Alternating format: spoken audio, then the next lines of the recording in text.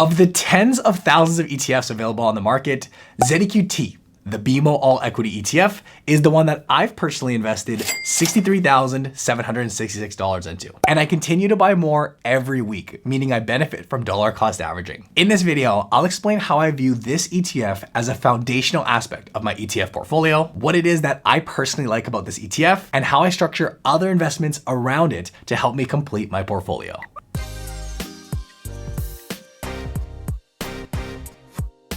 So an analogy that I often liken investing to is comparing it to that of a healthy lifestyle. While there are tips and tricks we can use to optimize, it all starts with a healthy foundation. For a healthy lifestyle, that foundation consists of getting the right nutrition, staying active on a daily basis, and of course, getting enough sleep. Something I need to do a better job of. Well, for investing, there are a few things that are critical to my foundation.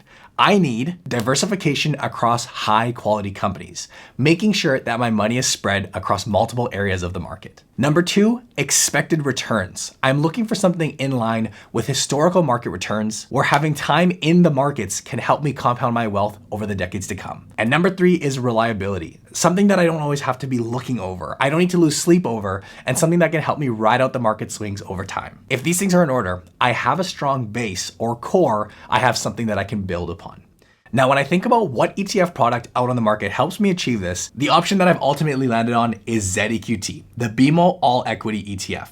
Now, to go over a brief overview of this ETF for those not familiar, the BMO All-Equity ETF is an ETF designed to provide equity growth and long-term capital appreciation by investing in global equity ETFs. The ETF will rebalance quarterly to its strategic asset allocation weights, and this ETF will invest in broad indexed equity ETFs. We'll take a look at this in a second. Importantly, the fund benefits, we see this as a fund that is designed for investors looking for a growth solution, exposure to diversified equity BMO ETFs. It follows rules-based asset allocation, and of course is professionally managed by BMO Global Asset Management. Now, I'll jump over to the holdings to get a good understanding of what this ETF does, and this is what is known as a fund of funds. Interestingly, when we look at the number of holdings within this ETF or exchange traded fund, we see the number sits at 6. Now, these are 6 individual ETFs in and of themselves. If we scan down, what we'll note here is that 45% of this ETF sits in ticker ZSP, which is the BMO S&P 500 Index ETF. This ETF alone, which makes up just shy of half of the portfolio, sits and gets me exposure to the 500 largest companies in America. Below that, we see about a quarter of the portfolio is allocated to ticker ZCN, the BMO S&P TSX Capped Composite Index ETF. If the S&P 500 is an index that tracks the largest American companies, well, ticker ZCN does something very similar, but is of course tracking the Canadian market. So getting me exposure to the largest companies comprising of the Canadian index.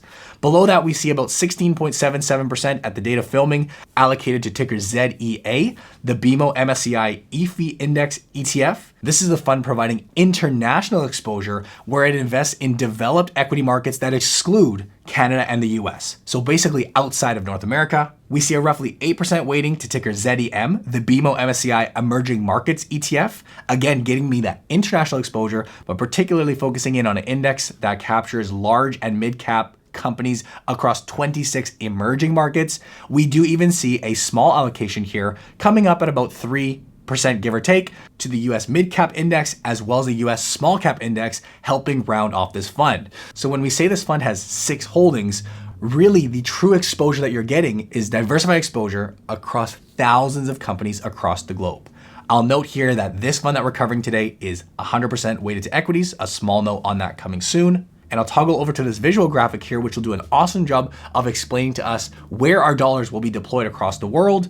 We see that this portfolio, as of today's date, has about a 49.07% weighting to United States. That's certainly the core or the heaviest weighting. About a quarter of that, 25%, allocated to Canada.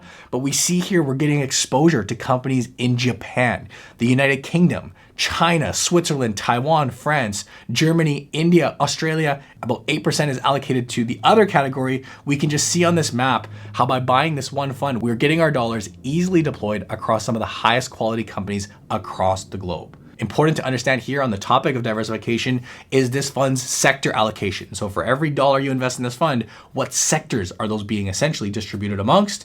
Well, as of today, we see about a 22.5% weighting to information technologies or the tech sector, 21% allocated to financials. We have industrials coming in at 11%, consumer discretionary, materials, consumer services, healthcare, energy, a wide, healthy scattering across the board, helping me achieve my sector diversification. This fund does pay distributions on a quarterly frequency, which is awesome. And to touch on fees here, we see an annual management fee of 15 basis points with the MER coming in at 20 basis points, a low-cost solution from a trusted ETF provider here in Canada. And keep in mind, what's incredible about a fund like this, in my opinion, is that it is automatically rebalanced to these predetermined asset allocations, so you don't have to worry about any of that. Now, because I'm 30 years old and my investment objective is long-term growth, ZEQT, which is the 100% equity version of the all-in-one ETFs, this is the solution that I feel best aligns with my personal goals. Now, as discussed previously on the channel, there are also solutions that incorporate a fixed income component into the asset allocation mix, which may be well suited for those that are looking for a lower equity exposure that comes with less risk. It's important to invest according to one's individual risk and not only your financial goals. Of course, they also offer cash alternative ETFs like ZEQT, the BMO Money Market Fund, for those that are looking to simply park cash.